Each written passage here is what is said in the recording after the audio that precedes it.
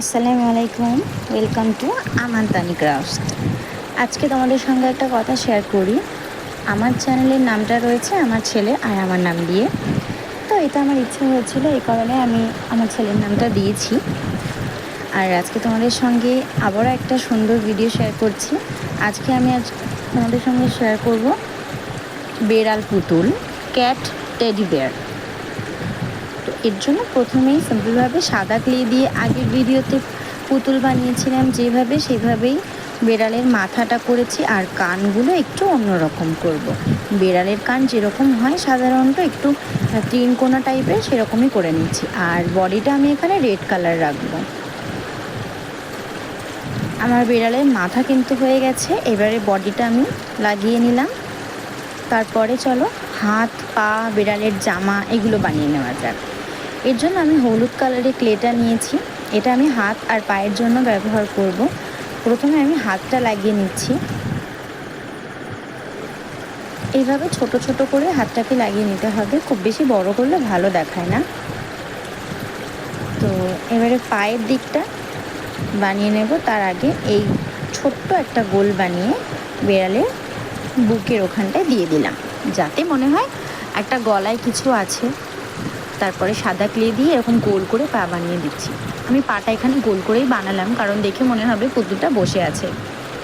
তো পেছন দিকটাতে আমি এরকম একটা ছোট্ট সাদা ক্লে দিয়ে একটা ল্যাজ টাইপের করে দিচ্ছিলাম। এটার জন্য ভালোই কিউট লাগছিল দেখতে। তো তারপর আমি আবারও রেড ক্লে নিয়ে একটা কিউট ক্লিপ বানাবো আজকে তোমাদের সঙ্গে, সেটা শেয়ার করছি ক্লিপটা আমি কীভাবে বানাই।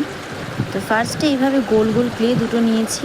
তারপরে একটা ক্লে ছোট্ট করে লম্বা করে নিয়ে এইভাবে দুটো গোল ক্লের মাঝখানে লাগিয়ে দিলে এরকম একটা ক্লিপ হয়ে যাবে। আর এই ক্লিপটা বেড়ালের মাথায় দিয়ে দিলে কিন্তু আরও বেশি কিউট লাগবে দেখতে। তো ক্লিপটা বানানোর পরে এই ছোট্ট করে একটা লাল ক্লে দিয়ে নাক বানিয়ে চোখগুলো যেখানে লাগাবো সেখানে একটু পয়েন্ট করে নিচ্ছি। তারপর কালো ক্লে দিয়ে চোখটা বসিয়ে দেবো। দেখো কত সুন্দর লাগছে দেখতে। এবার আমি পেন দিয়ে এখানে বেড়ালের গোফগুলো এঁকে নিচ্ছি। গোফটা মনে হয় একটু নিচে হয়ে গেছিলো, যাই হোক ফার্স্ট টাইম বানিয়েছি। আর একটা কিউট স্মাইলি ফেস এঁকিয়ে দিলাম, এবারে দেখতে আরও বেশি ভালো লাগবে। তো সেইমভাবে আমি আরও একটা পুতুল বানিয়েছি, তবে এটা একটু অন্য রকমের করেছিলাম। এটা দেখে মনে হবে যেন পুতুলটা জামা পরে আছে। তো সেই কারণে আমি লাল সাদা ক্লে নিয়ে এরকম লম্বা লম্বা করব। যেভাবে রেইনবো বানায় সেভাবে লাল একটা সাদা, একটা লাল একটা সাদা, এভাবে পরপর ক্লে দিয়ে জোড়া লাগিয়ে একটা জামার বর্ডার ডিজাইন টাইপের করে নেব।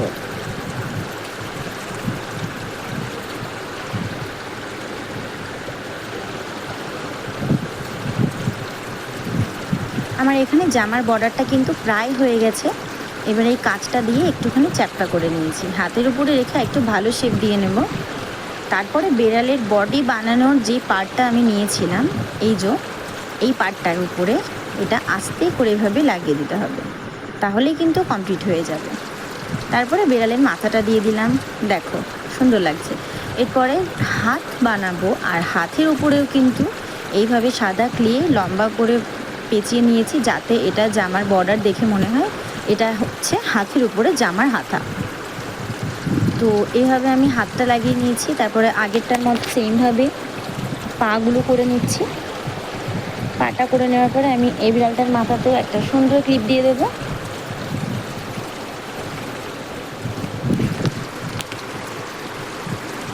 তোমরা যারা আমার চ্যানেলে নতুন এসেছো অবশ্যই আমার চ্যানেলটা সাবস্ক্রাইব করবে, আর কমেন্টে জানাবে আমার ভিডিওগুলো কেমন লাগে। আমার আগের ভিডিওতে তোমরা অনেক ভালোবাসা দিয়েছো, আগামী দিনেও তোমাদের ভালোবাসা আমার খুব প্রয়োজন। আমার পুতুল দুটোর ফাইনাল লুক তোমরা দেখে একটু কমেন্ট করে দাও প্লিজ কেমন লাগলো। আজকের মধ্যে এখানে শেষ করি। আল্লাহ হাফিজ।